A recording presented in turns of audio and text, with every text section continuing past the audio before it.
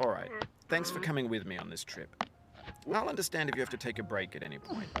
Just find a safe place to stop and quit the game. And don't worry, I'll save your progress, always, even your mistakes. This game is a homage to a free game that came out in 2002, titled Sexy Hiking.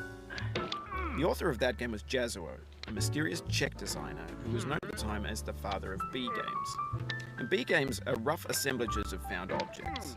Designers slap them together very quickly and freely, and they're often too rough and unfriendly to gain much of a following. They're built more for the joy of building them than as polished products. In a certain way, Sexy Hiking is the perfect embodiment of a B game. It's built almost entirely out of found and recycled parts, and it's one of the most unusual and unfriendly games of its time. In it, your task is simply to drag yourself up a mountain with a hammer. And that act of climbing, in the digital world or in real life, has certain essential properties that give the game its flavor. No amount of forward progress is guaranteed. Some cliffs are too sheer or too slippery, and the player is constantly, unremittingly in danger of falling and losing everything. Anyway, when you start Sexy Hiking, you're standing next to this dead tree that blocks the way to the entire rest of the game. It might take you an hour to get over that tree, and a lot of people never got past it. You prod and you poke at it, exploring the limits of your reach and your strength, trying to find a way up and over. And there's a sense of truth in that lack of compromise.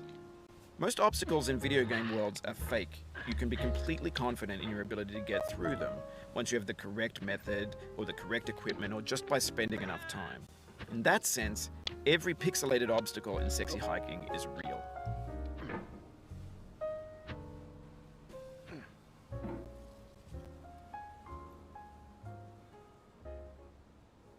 The obstacles in Sexy Hiking are unyielding, and that makes the game uniquely frustrating. But I'm not sure Jazuo intended to make a frustrating game. The frustration is just essential to the act of climbing, and it's authentic to the process of building a game about climbing.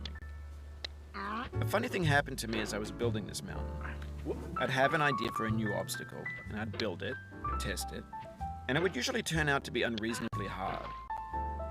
But I couldn't bring myself to make it easier. It already felt like my inability to get past the new obstacle was my fault as a player rather than as a builder. Imaginary mountains build themselves from our efforts to climb them, and it's our repeated attempts to reach the summit that turns those mountains into something real.